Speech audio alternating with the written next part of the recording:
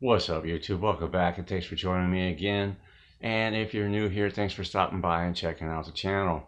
The 5 worst things, in my opinion, and basically based on about how much they affect me personally. To me, the 5th worst thing about having cirrhosis of the liver, not being able to drink anymore. I mean, like, what the hell, man? What do you mean I can't drink anymore? Okay, so maybe it's kind of what got me here in the first place. But I like to drink. I don't drink anymore, but man, I crave it every day. I miss going out. I want to go out, have a night on the town, get hammered with a bunch of friends, tear it up, and party. I'm getting older. I don't want to do it every night. Once in a while. I don't get a drink anymore, and I'm not going to. But man, a beer just sounds delicious. Think about it. Just doesn't it sound delicious? Not worth it anymore, but sounds good. Sounds great. All right, and at number 4 we got HE, and HE is short for hepatic short. That's why they call it HE, because nobody can pronounce that stupid fucking word. So we're gonna call it HE. What happens is your liver can no longer process the toxins out of your body, and they stay in your bloodstream and they get up in your brain, and you have like ammonia and all other kinds of toxins in your brain, and that really impairs your cognitive whatever. It impairs your thinking, your communication, your whole thought process. It's only ranked 4 for me because I don't have it as bad as others. Sometimes I get stuck on a word, or I'll forget what I'm saying halfway through a sentence. But for others, it can lead to a coma, which will result in death. So that's never fun. HE is a very serious condition, and luckily it's not that serious for me. The 3rd worst one is, and I imagine this is way worse, somebody else has got to have this on their number 1 list, because this stuff gets really bad, but your stomach will get huge, and I mean huge. For me, it's only at 3 because, I got a gut. My stomach is big, partly because of the cirrhosis. And, fluid will get into your stomach, into your abdomen, your stomach cavity, when there's not supposed to be anything. And that fluid builds up and builds up because it's like leaking out of your liver. And it's not supposed to, obviously. And it's not just like a big stomach or a big beer gut. Like, think of a lady 9 months pregnant with big twins, and then like a lot bigger. Like I've seen photos of people whose guts are extended like a good 2 feet out. Like, it's insane how big these women get. Luckily, I've only got a bit of a gut, and hopefully it doesn't get any worse. Some people with that huge extended gut, where you get all that fluid in your abdomen, they do a little procedure where they stick a big old needle, and I mean, like, can I even fit it on camera? The needle was this. They did it to me once. The needle was this long, and it was like thick. I don't know. I can't do it on the camera here, but it was thick. And they stick it right in between your rib, like in between the 2 ribs, and they stick it way in there. And it's scary. As scary as it is, you don't feel it because they numb your rib right there, and then they just basically siphon out all the fluid. And when they siphon it out, they got like a 2-liter bottle of fluid that was in my stomach cavity.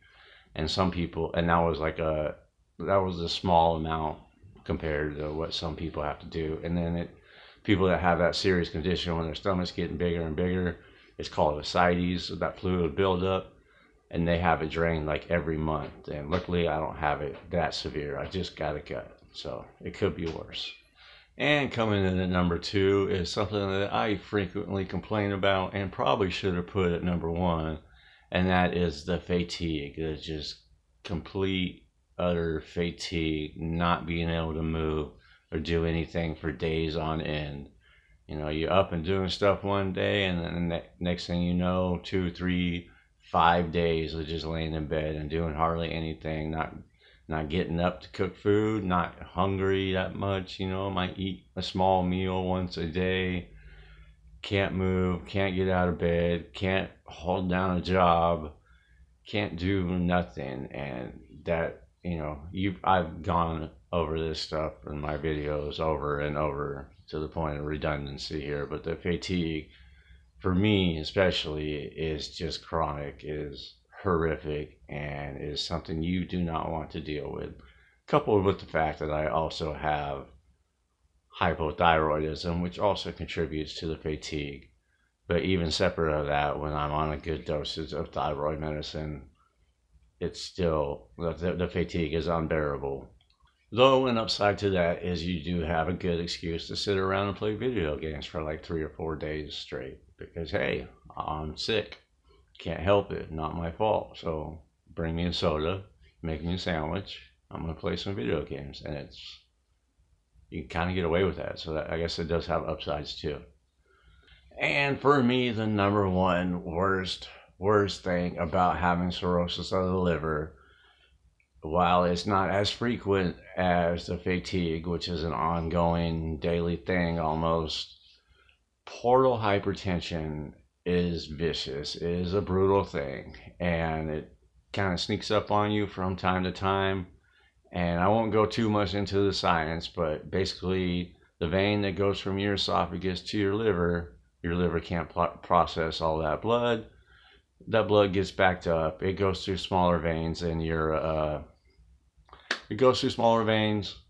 esophagus. Those veins aren't made to carry all that blood, and they burst, and then you bleed internally, and you have to go in, and then they do an endoscopy. And if it's bleeding bad enough, like only one time that happened to me. I've had 5 endoscopies done, but only one time did I throw up about 2 pints of blood. That was not fun. Like literally like good 2 pints of blood. And that was pretty vicious. And then what they do is they take a big long scope and they put you under, and then they shove that scope down your throat. It's got a camera on it. It's got a little tool on it with rubber bands. And they tie rubber bands around those veins in your esophagus, which are called varices. And then they tie up those varices. They band them to stop them from bleeding. And you can't eat the day before the surgery because obviously they don't want to deal with that stuff when they're trying to work on your esophagus from the inside. And then you wake up the next day and you feel like somebody punched you in the throat, but not just punched you in the throat, punched you on the inside of the throat, like opened you up, hit the insides of your throat. I mean, it's just a vicious, vicious feeling. And then if you're lucky, you can, drink some water the next day, and then for 2 or 3 days only be on liquid food, and then slowly work your way back to solid food again. And I've had that done 5 times, 3 times in the emergency room. A lot of times you'll be in like intensive care because you can bleed to death, and they have to keep a close eye on you, check up on you constantly.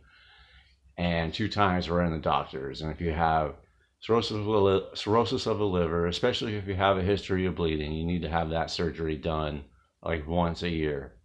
And the last time I did it, there was no bleeding, and I was happy to find out that if you don't have it, if they don't band anything in your throat, then you don't wake up in pain, just a little groggy from being put under. But if they do have that, you're going to be in agony. And while it's not as frequent as a fatigue, which just totally disrupts your whole lifestyle, it's vicious and it's painful. So I put that on number 1. And there is my out of video ideas video. Thanks for stopping by. Thanks for checking it out. Give me a like, and I'll catch you in the next video. Peace.